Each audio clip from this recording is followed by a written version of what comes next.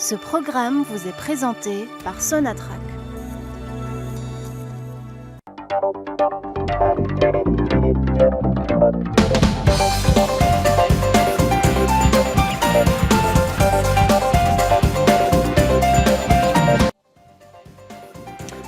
Très chers téléspectateurs et amis fidèles des rendez-vous économiques d'Al24 News, bonsoir et merci de nous rejoindre pour les pros de l'écho. Nous allons ce soir tenter d'évaluer ensemble la question de l'intégration économique en Afrique, un continent qui cherche à dépasser le stade de l'expérimentation dans ce domaine pour aller au cœur du jeu économique africain, principal, si ce n'est le seul garant d'une paix et d'une stabilité durable, diront certains experts en la matière. Bien entendu, cela passera par des actions concrètes et du cash flow sur la table pour réaliser des investissements devenus nécessaires d'une part, mais aussi de concertation entre les États. L'Algérie, de son côté, cherche à donner l'exemple. Le président algérien Abdelmajid Tebboune a annoncé hier, lors d'une réunion du comité directeur du prochain sommet des chefs d'État et de gouvernement du NEPAD, une batterie de mesures visant avant tout à accélérer le mouvement et à inspirer confiance chez les partenaires régionaux de l'Algérie. Sommes-nous à l'orée d'une nouvelle vision de l'économie en Afrique? Comme chaque semaine, les pros de l'écho s'emparent du dossier.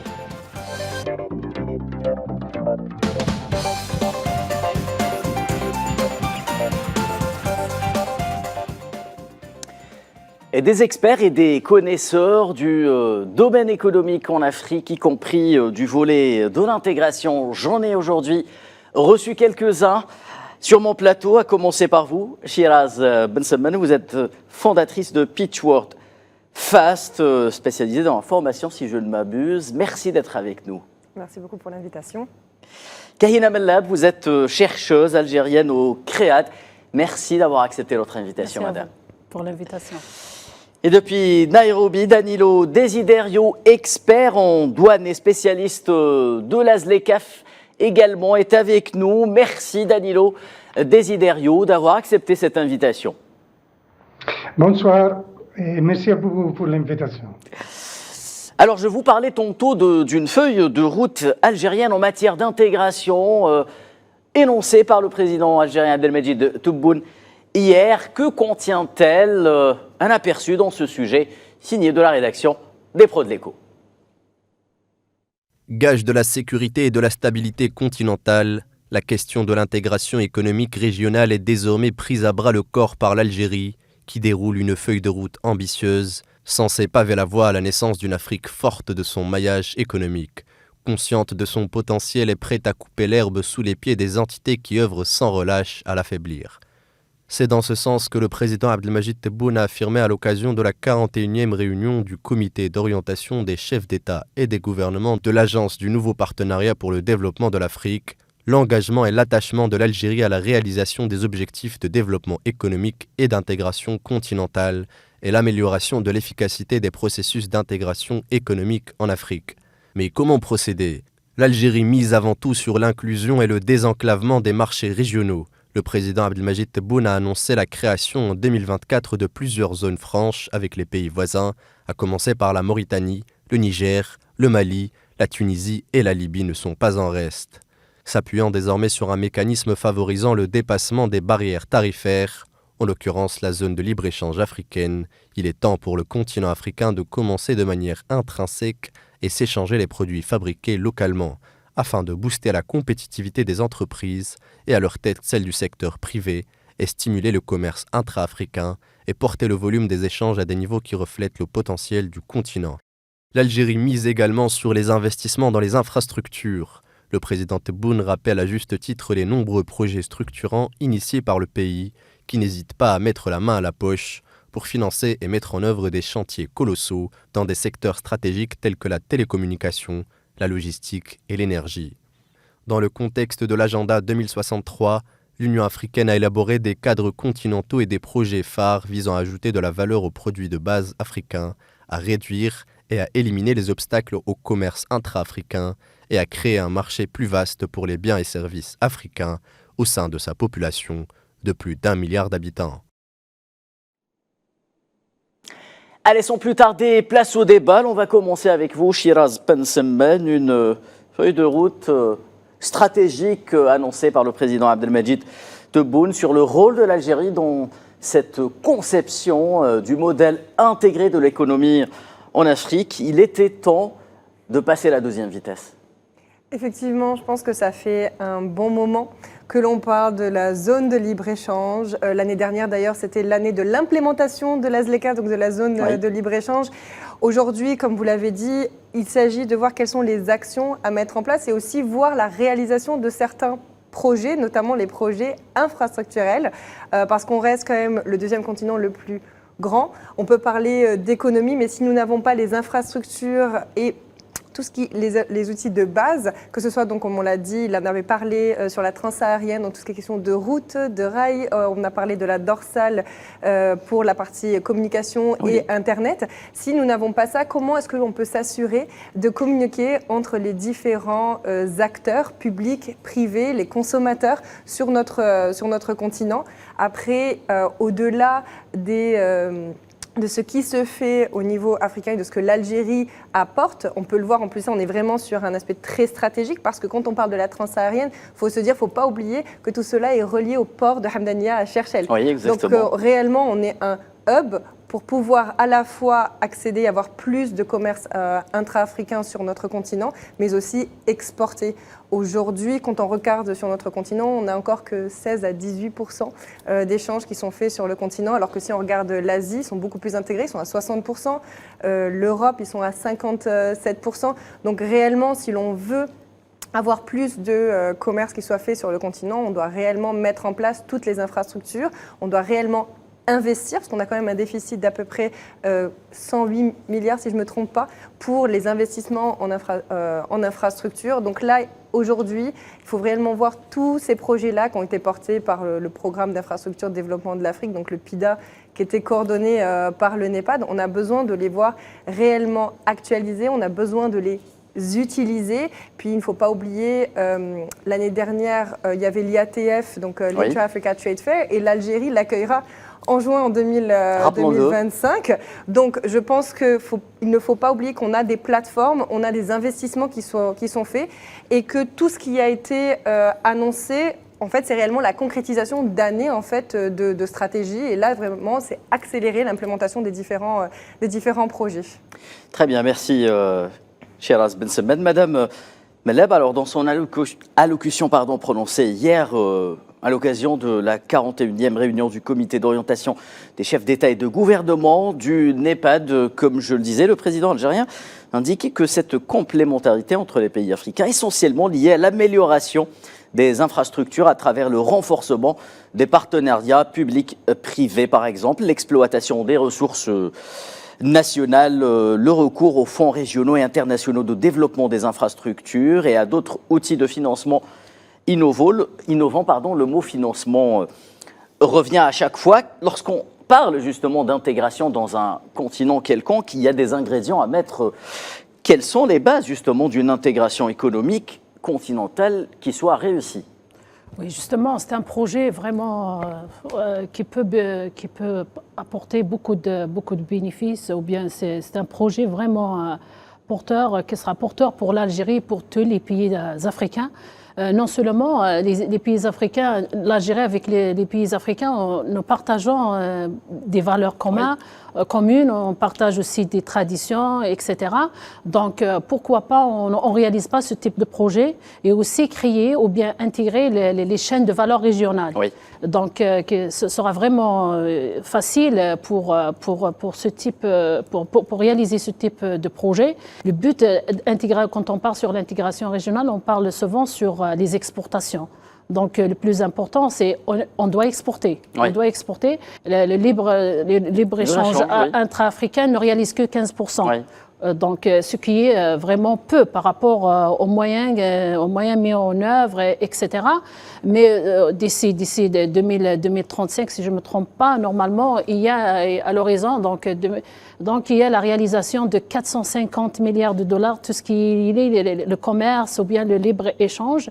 Mais cela, est-ce qu'avec ces protocoles, avec tous ces accords, avec tous ces sommets, etc., en Algérie, oui, c'est un honneur voilà, pour notre pays, etc. Donc, est-ce qu'on peut... Oui. Alors, je vous annonce quelque chose. Oui. Ça a été annoncé hier par le président algérien Abdelmejid Tebboune. En 2024, l'Algérie créera un ensemble, justement, de zones franches pour booster ce maillage d'intégration économique et d'échanges commerciaux entre l'Algérie et les pays voisins. Avec, il y a 5 pays, je pense. Exactement, la Mauritanie pour commencer, les pays du Sahel, le Mali, le Niger, la Tunisie et la Libye.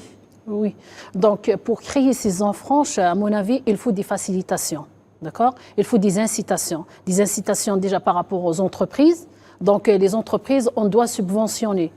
Donc pour la création de la valeur ajoutée, pour qu'elles s'orientent vers les investissements, des investissements qui sont porteurs, non seulement dans l'industrie manufacturière. Ouais. Quand on parle sur l'industrie, oui. Donc quand on parle sur la transformation structurelle, on parle généralement sur l'industrialisation. On parle sur tout ce qui est lié les services, d'accord ? Parce que pour être déjà dans les chaînes de valeur, parce que comme la fragmentation des chaînes de valeur mondiales, aujourd'hui, on assiste à la fragmentation de processus productifs, qui est l'assemblage. Donc, en parlant toujours, surtout sur l'industrie manufacturière, c'est l'industrialisation.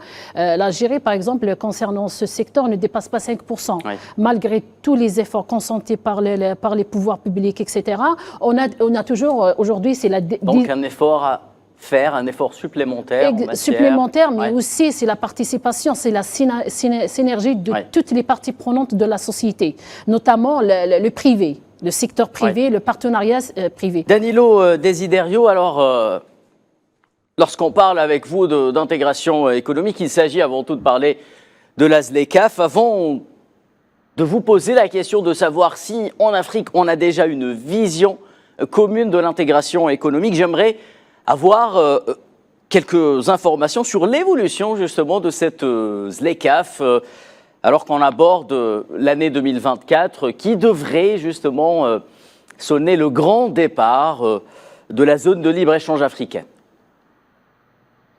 Oui, comme vous le savez, le processus d'intégration africaine a été défini par un document qui s'appelle le traité établissant la communauté économique africaine, qui est communément appelé traité d'Abuja, qui tire son nom de la ville d'où a été signé en 1993 par les chefs d'État de gouvernement africain de l'Organisation de l'Unité africaine, qui, comme vous le savez, est le prédécesseur de l'Union africaine. Maintenant, ce traité définit un modèle d'intégration au niveau continental axé sur le commerce, qui envisage la création d'une communauté économique africaine à travers un processus progressif de coordination, d'harmonisation et d'intégration des activités des communautés économiques régionales en Afrique, qui sont considérées comme les moteurs de ce processus. Il est important de souligner que le traité d'Abuja préconise la réduction progressive des communautés économiques régionales à 5 régions d'Afrique: Nord, Sud, Est, Ouest et Centre. Avant le traité d'Abuja, il y avait eu également une résolution du Conseil des ministres du commerce de l'Organisation de l'Union africaine. Oui, le CEA. Oui, datée de 1976. Qui avait divisé l'Afrique en 5 régions en raison du fait que ces régions particulières se caractérisent pour des similitudes dans la nature et l'étendue de certains problèmes. Maintenant, le processus de création de la communauté économique africaine s'étale sur 6 étapes successives, sur un horizon temporel de 34 ans à compter de la date d'entrée en vigueur du traité d'Abuja, c'est-à-dire c'était en 1984. Donc, l'article 6 du traité d'Abuja parle de la création de zones de libre-échange au niveau de chaque serre de chaque communauté économique régionale, suivi pour leur transformation en union douanière. Oui. Et ensuite, il parle de fusion de ces unions douanières régionales dans une union douanière continentale. Maintenant, la décision de créer une zone de libre-échange continentale comme étape intermédiaire pour arriver à la création d'une union douanière continentale était prise par la conférence de chefs d'État et de gouvernement de l'Union africaine lors de la 18e session ordinaire de janvier 2012, suite au constat que certaines communautés économiques régionales ont accusé de retards énormes dans l'obtention du statut d'union douanière. Oui. Actuellement, parmi les 8 serres qui sont reconnues par l'Union africaine, il n'y a pas que la CEDEAO et la CAI, la communauté de l'Afrique de l'Est, qui ont le statut d'union douanière. La communauté de l'Afrique de l'Est, la communauté économique des États de l'Afrique centrale, par contre, est une zone de libre-échange, alors que le COMESA et le SADC sont des zones de libre-échange partielles. C'est-à-dire que pas tous les pays membres de ces deux communautés, la COMESA et le SADC, participent à la zone de libre-échange. Le cas du SADC, par exemple, la République démocratique du Congo, l'Angola et les Comores, ils ne participent pas à la zone de libre-échange. La même chose pour COMESA, parce que parmi les 21 pays membres, 16 participent à la zone de libre-échange. Donc il y a des retards énormes dans l'évolution de ces serres dans des unions douanières. Et c'est à cause de ça qu'ils les chefs d'État et de gouvernement, ils ont décidé de mettre en œuvre la zone de libre-échange continentale africaine. J'ai pas mentionné l'Union du Maghreb arabe, dont l'Algérie fait partie. Même l'UMA, actuellement, ne fonctionne pas comme une union de libre-échange complète. Et les pays membres de cette serre utilisent une autre zone de libre-échange qui est le GAFTA, la grande zone de libre-échange arabe. C'est un accord commercial entré en vigueur en 1998 entre 18 pays arabes. La GESAL, oui. Oui, pour échanger les marchandises entre au niveau sans application de droit douane. Donc, au niveau actuel, la CECAF n'est pas encore pleinement opérationnelle. Il n'y a pas que des initiatives pilotes pour tester le cadre juridique et institutionnel national des pays qui participent. Donc, cette initiative s'appelle l'Initiative du commerce équité, qui a été lancée initialement entre 8 pays de chaque région de l'Afrique. En décembre de l'année dernière, l'Algérie a pris partie à cette initiative. Et au début de ce mois, l'Afrique du Sud est devenue un membre et elle a commencé lancer des envois dans des pays de l'Afrique, notamment le Kenya et le Ghana, par voie maritime. Et la demande que maintenant tout le monde se pose, combien de temps il faudra attendre pour ces envois arriver à destination? Très bien. Pardon, non, je vais compléter. Oui, allez-y. Parce qu'il y a un précédent. Vous savez, il y avait des envois en 2022 du Kenya à la destination du Ghana, tous les deux par voie maritime. Le premier, c'était un envoi de batteries pour voitures et pour camions. Il a pris à peu près 6 semaines pour arriver à destination, à cause du fait que la navire n'avait pas suffisamment de conteneurs pour justifier un transport direct vers le Ghana. La deuxième envoi, c'était un envoi d'été, toujours du Kenya au Ghana. Il a pris plus de 5 mois pour arriver à destination. Donc, ce n'est pas seulement une question d'infrastructure routière qui est importante de développer en Afrique. Il faut développer même le commerce de cabotage maritime, c'est-à-dire de port à port, notamment les ports de chargement, ports de déchargement de marchandises, qui en Afrique est sous-développé. Très bien, merci Danilo Desiderio. Alors, Shiraz Bensemen, parlons un peu du terrain, le terrain que vous connaissez bien, vous l'avez mentionné tantôt, vous opérez sur certains projets mis en place par le NEPAD. À quoi ressemble sur le terrain et dans les pays africains frères cette intégration économique? Est-ce qu'on a la même vision, par exemple, qu'on a en Algérie, qu'à l'ouest de l'Afrique ou également à l'est? Rappelons que le continent africain est avant tout un continent très hétérogène, un continent très grand de par la superficie et de par la diversité des pratiques économiques de ces pays. Tout à fait. Effectivement, je pense que le point commun, c'est réellement cet engouement qu'ont tous les entrepreneurs et toutes les autorités, donc que ce soit le public et le privé, sur la ZLECAf. Il y a énormément d'attentes. Comme on l'a dit, comme il y a un manque à gagner, comme on n'est pas très intégré, on n'a pas énormément d'échanges qui sont faits, mais il y a réellement un engouement.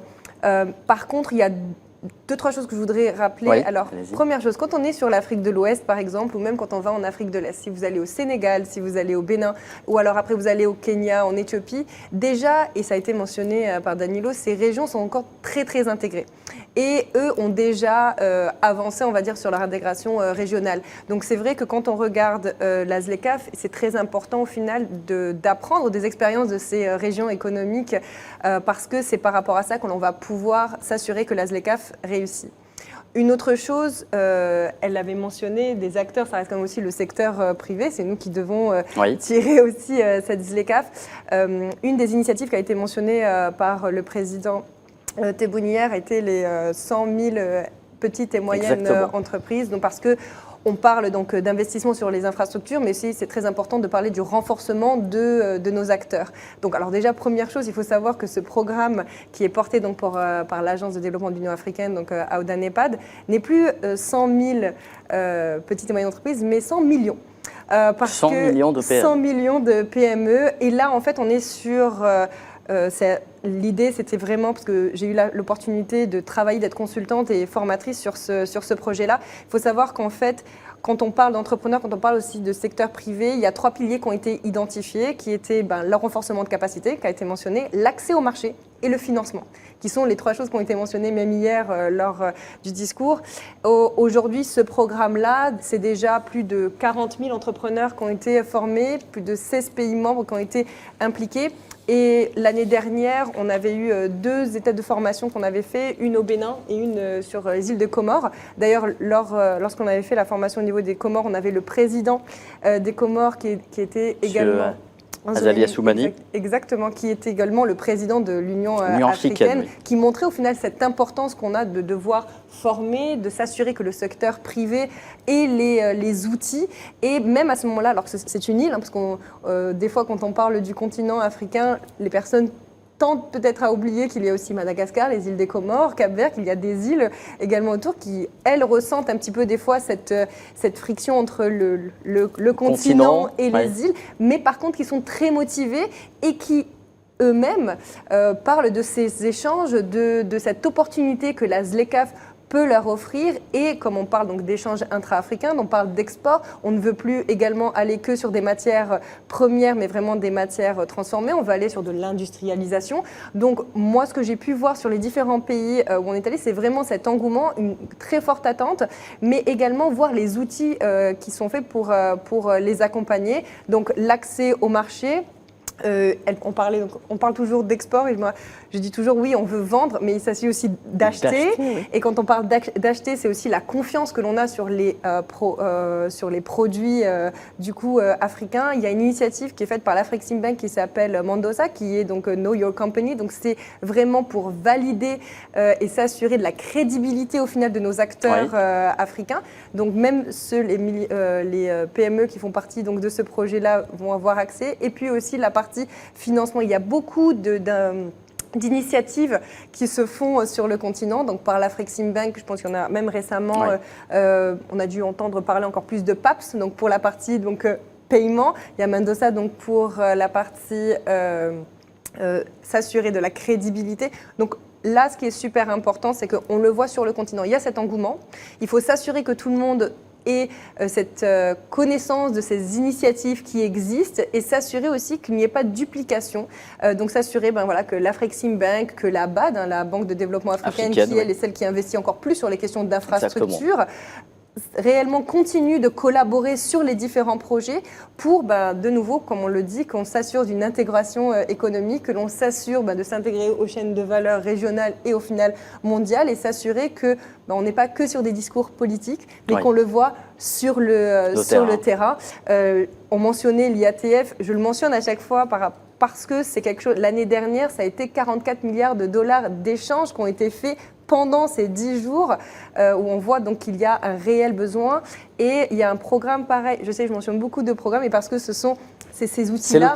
C'est le cœur même de l'intégration. Et c'est là, donc ils ont lancé le BIAS Programme, où là l'idée c'est que à la fois du coup les exportateurs et les importateurs, on s'assure qu'ils se fournissent non pas seulement de fournisseurs en dehors de notre continent, mais nous avons des fournisseurs, nous avons des entreprises sur le continent, donc s'assurer que si on a besoin de matières premières, que l'on a besoin même d'un produit fini, de voir d'abord quelles sont les entreprises qui existent sur le territoire je parle continental, africain. Et vraiment assurer que comme ça, on peut augmenter donc nos échanges intra-africains et que l'on ne soit plus du coup à 15%, mais aller vraiment sur 20%, 30% et continuer pour atteindre aussi les objectifs donc, de 2063 qui est fait par l'Union africaine. L'objectif 2063, rappelé également hier par le président Abdelmajid Tebboune. Mesdames et messieurs, je vous propose d'aller vers une toute petite pause avant de revenir à ce débat qui s'annonce passionnant.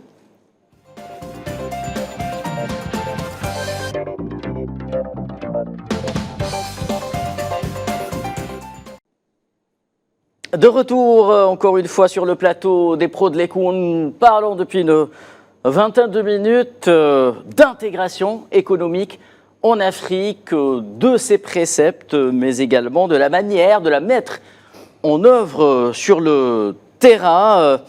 Kahina Mellab, on est tous d'accord pour dire que l'Afrique est un continent très vaste, composé de 54 pays, et ces pays ont plein de différences entre elles, justement. Comment faire de ces différences une force au profit de l'intégration économique en Afrique? Oui, c'est ça le but déjà, c'est transformer ces différences en force. Donc c'est quoi? C'est travailler en collaboration entre ces pays-là. Mais c'est vrai, c'est créer les entreprises, 100 millions d'entreprises, c'est bien. Le PME, je précise. PME, oui. Oui, je comprends. Mais est-ce que réellement il y a le climat des affaires? Est-ce qu'il y a le climat des affaires pour s'investir, pour que ces entreprises créent de la valeur ajoutée? Oui, mais réellement pour cette collaboration, les différences, certainement, on peut apporter plus pour l'intégration intra-régionale. Mais voilà, quand il s'agit des chaînes de valeur régionales, on s'intéresse beaucoup plus sur les avantages comparatifs. Ouais. Les avantages comparatifs, donc c'est cette complémentarité. D'accord? Donc, ces différences doivent être des complémentarités entre ces pays. Être compétitif dans les services, notamment le transport, le voyage, etc., la communication, sont des avantages comparatifs porteurs. Voilà.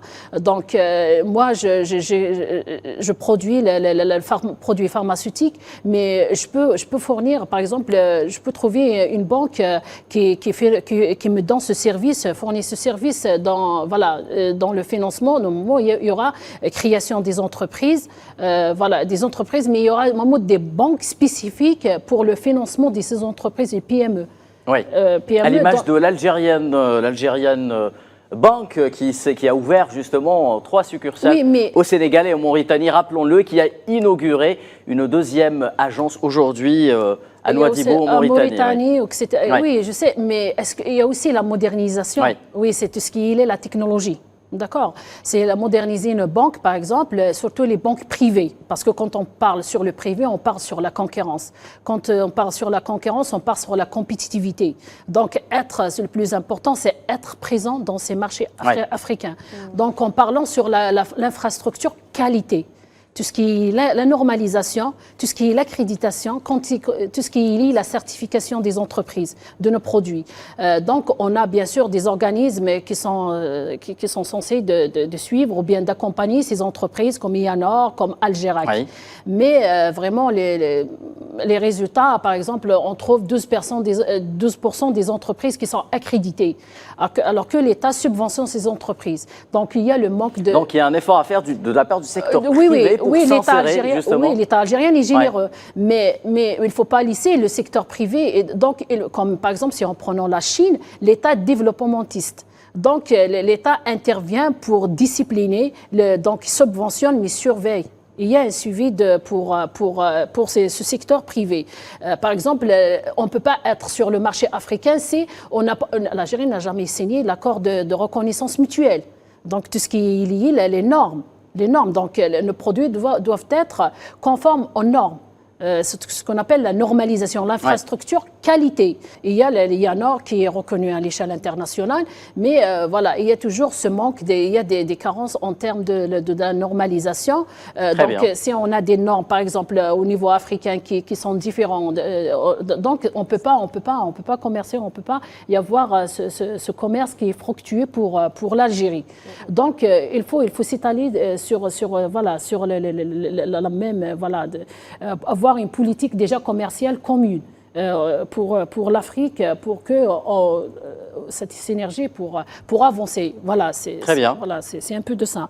Shiraz Benseman, il y a la question des marchés justement régionaux qui sont, vous l'avez rappelé, plus ou moins intégrés d'une région à l'autre en fonction des pratiques économiques et commerciales qu'ont certaines régions d'Afrique, à l'image de la CEDEAO ou de la COMESA. Comment faire justement pour que ces marchés soient de plus en plus intégrés? Est-ce qu'il faut passer encore par davantage d'investissements ou bien est-ce que c'est une tâche qui incombe avant tout au secteur privé africain pour aller justement explorer ce qui reste à faire au niveau de ce maillage? Je pense que c'est à chaque fois, chaque acteur a son rôle à jouer. Donc on le voit sur le côté politique, bien sûr, il doit y avoir la volonté, il doit y avoir, elle a parlé donc du contexte des affaires, s'assurer que l'on met en place tous les paramètres nécessaires pour que l'on puisse avoir une intégration économique. Quand on prend ces deux zones-là, de la CEDEAO, COMESA et autres, je pense qu'il y a beaucoup à apprendre, mais je pense qu'en règle générale, il faut faire un peu un step back. Il faut faire un mapping. Où est-ce qu'on en est aujourd'hui? Qu'est-ce qui a pu être fait? Et où est-ce que nous avons un déficit? Parce qu'à partir du moment où l'on sait où on a un déficit, c'est là où même le secteur privé va savoir où aller. Elle parlait tout à l'heure du secteur pharmaceutique. Si on prend l'Algérie, c'est vrai qu'on produit plus de 70% de nos besoins. Là, on va sur de l'export. Mais avec plusieurs pays africains, avec plusieurs Éthiopie, le Sénégal, la Mauritanie. Exactement. Et je pense que par contre, effectivement, le secteur privé ne doit pas seulement être tributaire de ce que le public lui dit de faire. C'est-à-dire, c'est très bien que nous ayons des actions qui sont menées par le gouvernement pour aller explorer des marchés, mais c'est aussi au secteur public d'aller d'aller de lui-même voir les opportunités dans des marchés. Là, je sais, l'année dernière, par exemple, toujours si je prends le secteur pharmaceutique, il y avait des missions qui avaient été faites donc, au Sénégal. Donc c'est très bien, nous avons eu des entreprises algériennes qui s'y sont rendues. On a eu le pavillon aussi algérien au niveau de l'IATF, donc qui ont découvert aussi le marché égyptien. Là, mi-mars, nous avons aussi une mission qui va vers l'Éthiopie. Mais au-delà de ces actions qui sont menées et qui sont portées par le gouvernement, il faut que le secteur privé fasse sa propre due diligence, qu'il fasse ses propres études de marché, qu'il voit. Et puis au final, il faut après, parce que le secteur privé peut après influencer le gouvernement en lui disant voilà les problématiques que nous avons, est-ce que vous pouvez nous aider? Si je prends toujours le secteur pharmaceutique, est-ce qu'elle peut aider pour avoir des accords entre les différentes agences d'enregistrement pour pouvoir reconnaître, pour qu'il y ait facilitation? Donc, le secteur privé reste au final le moteur. Il a besoin, et c'est lui qui est sur le terrain, qui à ce moment-là, c'est très bien, on parle par exemple d'infrastructures, et dire oui, les infrastructures existent, mais voilà un petit peu aussi les problématiques. Parce qu'au final, notre continent, vous l'avez dit, très divers. 54 pays. J'ai eu la chance d'aller dans certains et au final, même quand on voit certains pays sont beaucoup plus doués au marketing que quand on arrive, on se dit ah ben je m'attendais pas en fait à ce que ce soit ça, ou inversement, nous en tant qu'Algériens, je pense qu'il faut se l'admettre, on ne vend pas toujours, là si on a beaucoup d'efforts, mais on ne vend pas toujours nos capacités, ce que l'on fait, et c'est quand les personnes viennent sur notre marché qu'ils découvrent que l'on a une industrie pharmaceutique, une industrie du textile, que l'on est en train d'investir, donc c'est aussi mettre en valeur cette vitrine. Tout à fait. De produits algériens. Tout à fait. Donc c'est pour ça que le secteur privé doit vraiment être l'ambassadeur. Et si on veut donc une intégration économique, il faut aussi, elle l'a très bien dit, quels sont nos avantages comparatifs, où est-ce que l'on peut apprendre les uns des autres, comment est-ce que l'on peut créer au final ces chaînes de valeur régionales, avoir un marché qui fait un pays qui se focalise, on va dire par exemple sur les API, d'autres qui vont faire du packaging, d'autres qui vont faire de la production pour s'assurer au final de répondre, parce que pas tous les pays vont pouvoir tout produire dans tous les secteurs. Il y a quand même toute une chaîne de valeur. Donc, quel est notre forté? Quel est notre avantage comparatif? Où est-ce que l'on peut aller? Où est-ce que l'on a aussi la ressource humaine? Où est-ce qu'on a les ressources financières? Où il y a un investissement? Karina mentionnait tout à l'heure qu'effectivement il y avait des subventions qui étaient faites par exemple pour les entreprises algériennes. Moi je pense qu'il ne faut pas juste au final de nouveau se reposer sur ce que le gouvernement fait, c'est très très bien, ça permet de donner un petit peu d'élan, mais il faut que les entreprises prennent leur propre exactement, il faut qu'elles prennent réellement la décision et qu'elles fassent tout ce qu'il y a à faire, exporter. Je ne dirais pas que ce n'est pas compliqué, mais ça se fait, ça a été fait, c'est apprendre réellement de ça. Donc je pense que réellement, on peut apprendre de toutes les régions qu'il y a sur le continent. Il faut et à la fois faire du commerce et aller sur du commerce de tout ce qui est produit et ne pas oublier aussi, je pense un point très important, le soft power que l'on a, la culture africaine que l'on a, parce que c'est aussi à travers cela que l'on va développer nos économies. Et je pense que le cas des États-Unis avec leur soft power, avec la culture, c'est un cas d'école. C'est bien grâce à ça aussi qu'ils ont réussi à s'asseoir en tant qu'économie mondiale. Donc je pense qu'on a, je le dis toujours, on en parle beaucoup, on a le potentiel, on a la population, on a les jeunes, on a la formation. Aujourd'hui, il faut qu'on arrête de parler de potentiel. Maintenant, c'est vraiment passer à l'action et maximiser ce potentiel et réellement avoir les acteurs privés, publics et les institutions intra-continentales qui travaillent vraiment main en main, qu'il n'y ait pas de doublons et que l'on ait réellement une communication ouverte pour vraiment faire avancer toutes ces différentes initiatives. Très bien, merci. À bon entendeur, je dirais Shiraz Bensemen. Danilo Desiderio, nous allons clôturer cette émission avec vous. Alors, Akinwumi Adesina, président de la BAD, déclarait il y a un moment: l'intégration régionale est une condition essentielle à l'accroissement de la taille des marchés africains. L'Afrique doit grandir ensemble et nous devons nous développer ensemble. Notre destin commun est lié à l'enlèvement des barrières qui nous séparent. À quelques jours de la tenue de la 37e session ordinaire de l'Union africaine à Addis Abeba samedi et dimanche, est-ce que justement cette intégration économique et la manière avec laquelle il faudra lever ces barrières sera encore une fois au cœur des discussions à Addis Abeba selon vous? Oui, le sujet des barrières, je pense que vous parlez des barrières non tarifaires en particulier, qui sont les obstacles parmi les plus importants qui freinent l'expansion des marchandises et des entreprises et les échanges entre les pays africains. La problématique principale à laquelle la ZLECAf tente de répondre, rappelons-le. Oui, parce que la ZLECAf, l'objectif de la ZLECAf, ce n'est pas seulement d'éliminer les droits de douane, mais même d'éliminer les barrières au commerce entre les pays africains, qui, comme vous le savez, sont très élevées et ont été calculées, estimées par la CNUSED parmi les plus élevées dans le monde entier. L'incidence des barrières en Afrique, barrières non tarifaires en Afrique, est presque le double par rapport aux pays industrialisés. Comme dans l'Europe ou dans d'autres blocs commerciaux plus avancés. À ce propos, l'Union africaine a développé un outil avec le secrétariat de la ZLECAf pour permettre aux opérateurs africains de signaler les barrières non tarifaires et de monitorer, de faire le suivi de l'état de leur élimination. Il faut dire que toutes les communautés économiques régionales en Afrique, ils ont adopté ce soin et jusqu'à présent, ils n'ont pas donné beaucoup de résultats. Donc, on espère qu'avec ce nouveau instrument au niveau continental, il sera quelque chose, il change pour le mieux. Je voulais même mentionner quelque chose qui a été dit à propos de l'importance du secteur du privé. Ça, c'est essentiel parce que, comme on dit dans le pays anglophone, trade is made by traders. Le commerce est fait par les commerçants. Donc, il faut créer le mécanisme pour incentiver les commerçants à échanger leurs marchandises au niveau intracontinental. À cet égard, les institutions de l'Union africaine ont développé un autre instrument, un autre outil qui s'appelle l'Observatoire du commerce africain, connu avec l'acronyme ATO, African Trade Observatory.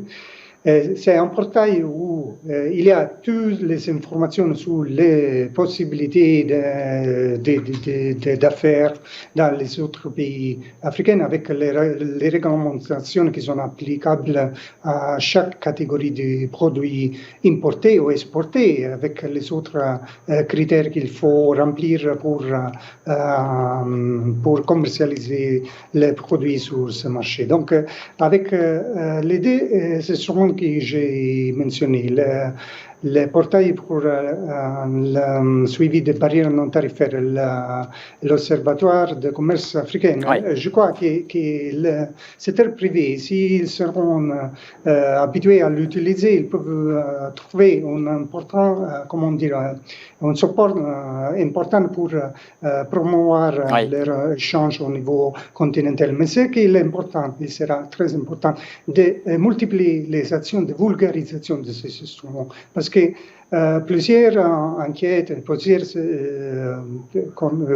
rapports qui ont été effectués par des institutions de recherche, ils ont montré que la plupart des entreprises en Afrique ne connaissent pas cet outil. Donc, il faudrait multiplier les actions pour la visibilité de cet outil qui facilite les échanges intracontinentaux.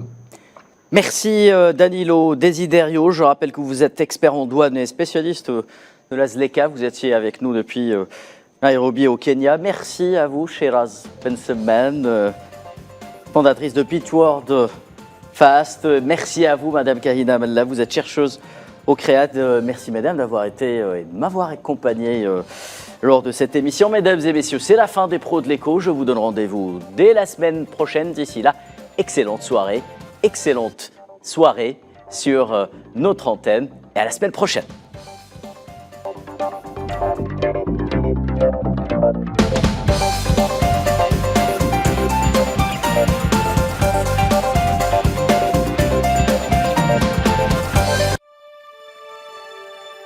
Ce programme vous a été présenté par Sonatrach.